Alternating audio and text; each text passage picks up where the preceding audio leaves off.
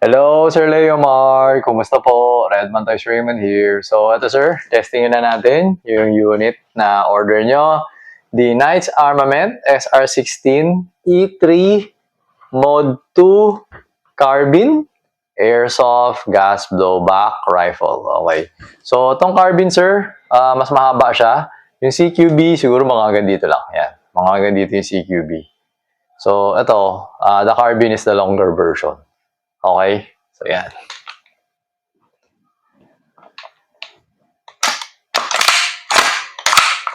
Okay. So, as usual, fire selector switch niya is ambidextrous. Okay? Tapos ambidextrous din yung mag release. So, meron dito, meron din dito. Bolt catch, ganun din. Yan. Dalawa din. Ambidextrous din. Okay?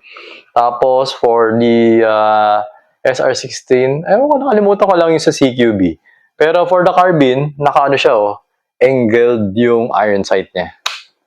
Para kapag maglalagay ka ng red dot nandito. So, hindi mo na meron ka pa ring iron sight.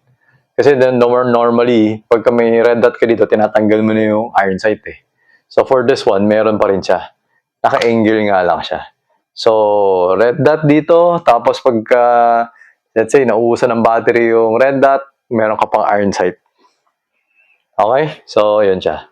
Adjustable din yung niya, yung iron sight niya. Okay? So, ayan. So, dito na yung mga magazine nyo. So, 4 extra mags. Tapos isa yung original. So, nagamit ko na yung isa. Then yung ginamit ko for adjusting the FPS, no? So, niligay ko na siya sa, nakuha ko na 455 eh. So, kasi bababa pa naman kasi kapag putok ka ng putok kasi hindi naman siya electric eh. Yung mga electric consistent. Ang gas type kasi pag lumalamig, gumababa. So, nilagay ko siya parang nasa may yung isang magazine 455. Ewan ko lang yung iba kung ano yung makuha natin. Pero pag baril ka kasi ng baril, napansin ko, nang hanggang sa naubos yung magazine, nag 433 siya eh. 433, 433, tapos naging 420, ganyan. So, yun. Alright? So, ito, testingin natin. Turning on the chronograph. Alright. 00. Okay. So, ito, yung isa sa mga mags. Hindi ko siya pinuno. Hindi ako sure kung ilan nilagay ko. Basta, ubusin na lang natin. Okay? So, yun. So, medyo masikip siya kasi nga itong unit bago. So, pagka pinasok mo siya, medyo ganun mo konti para medyo pumasok. Okay? So, yun lang. Huwag mo siya igaganon lang tapos sabay hayaan mo na. Yun. Medyo masyadong eksakto kasi masyadong masikip.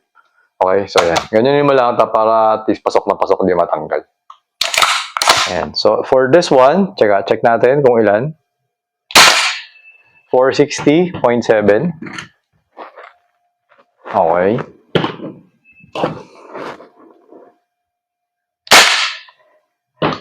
Ganito. 454.6.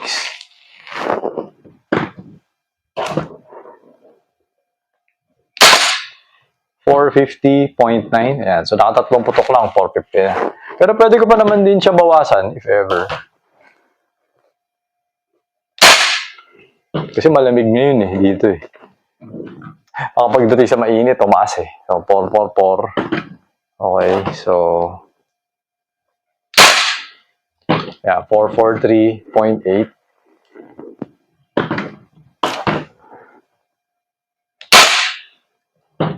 449.1.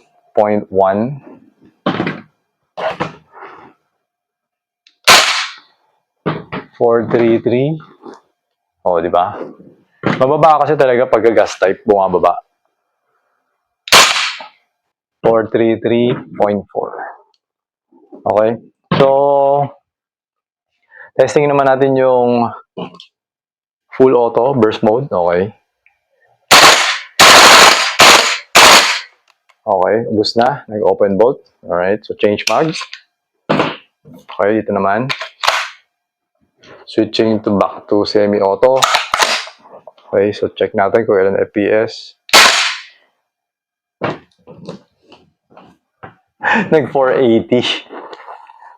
Okay, kumaga, masyado mataas yung pressure na tong magazine na to. Kaya nag 480 siya. 468. Pero bawasan natin. Hindi, sige, ngayon na, bawasan na natin. Bawasan na natin ngayon. Mabilis na lang naman to eh. Kasi konting adjust na lang to. Bawasan. Tsaka gamit natin na gas, number 12 lang ah. So kapag ginamitan mo ng 14 to, lalakas pa eh. Sige, bawasan natin. Ang lakas na isang magazine eh, no? 480 eh. Ang kulit eh.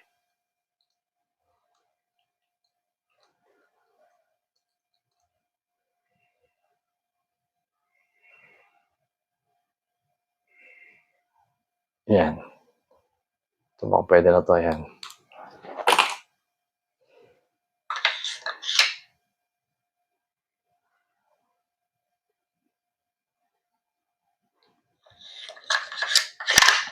Open bolt. Ito, check natin.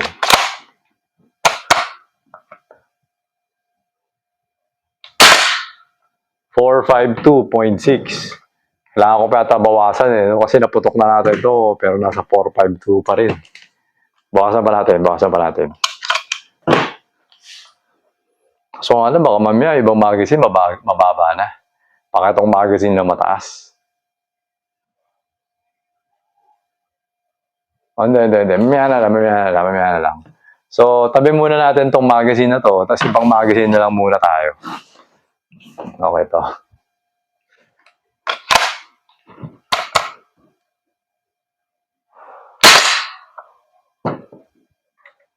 $446.2.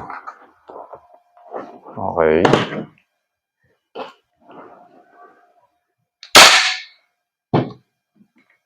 $445.6. Ito, parang pwede na siguro to, ano? Okay, check natin yung isang mag.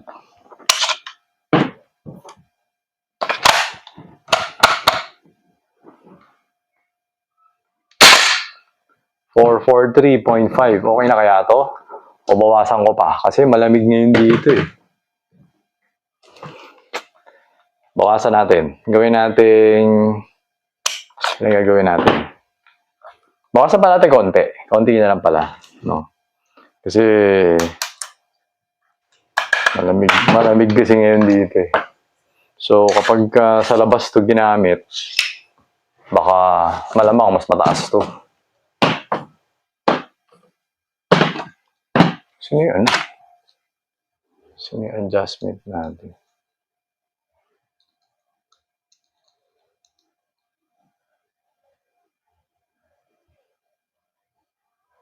Ayan. Kaya pwede na siguro to. Okay, so balik tayo ngayon doon sa isang magazine na mataas kanina. Okay.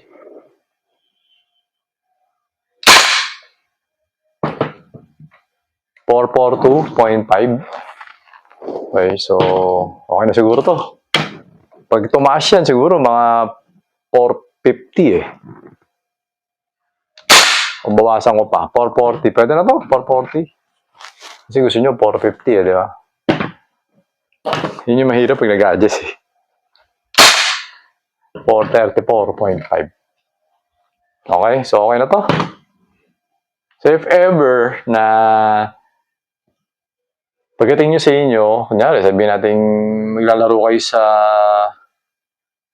ano ba, sa game, yun, siguro explain nyo na lang, gas type 2. Pag binabaril mo, bababa yung FPS na to, di ba? So, dapat ano siya, parang may allowance kapag pag gas type. Hindi siya same sa electric, di ba? So, yun. Tsaka konti na lang na ma-adjustin mo if ever. Okay. So, teka, ito na. Busin na natin yung bala na to. Tama, bala. So, full auto. Okay, bus. Wala na. Next. Wala na rin pala to. Wala na pala itong tatlo. Okay, dalawang mag na lang. So, semi-auto. Full auto. Okay, open bolt.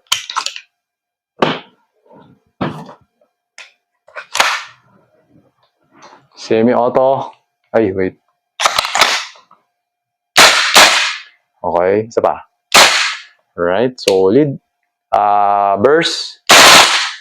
Full auto. Okay din eh. Ano yung mas magal nga lang siya. Pero, compared kay Wii. Kasi Wii, sobrang bilis yung full auto eh. Ito, pero, ito lakas eh. Parang same siguro, yung speed siguro niya same sa tunay na barrel, no?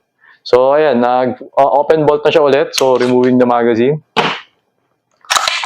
Okay, switching back to semi-auto, hammer down. Okay, so, ayan, Sir Leomar. At last, napakas siguro nyo yung order nyo. Okay, so, yung iba bukas na. Yung ibang mga sumunod na order. So, ito. Ipapako na tong order nyo para madala ko na siya sa courier tomorrow. Okay. So, ayun, sir. Thank you for your order, sir. Until next transaction, always remember to stay safe, stay great, be good, and be thankful always. God bless po, sir. Bye-bye.